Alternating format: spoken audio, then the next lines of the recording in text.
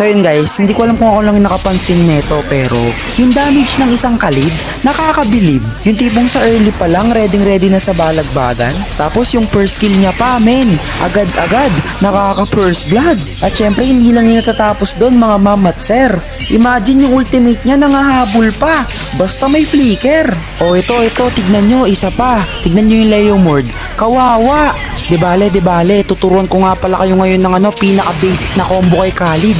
Yung tipong makaka-sure kill ka sa sobrang sakit. Bale, ang una nga palang dapat gawin guys, punuin nyo yung passive ni Khalid, yung yellow bar. Tapos ganito guys listen closely, okay? Pag puno na yung yellow bar guys, basic attack kayo sa kalaban, sabay ultimate. Tapos first kill na lang guys, automatic chocolate. Ito tignan nyo guys, first kill, tapos isa pa guys tignan nyo, basic attack, ultimate, first kill. Diba? Easy lang, ganun lang ang combo. At isa pang kinadayaan kay Khalid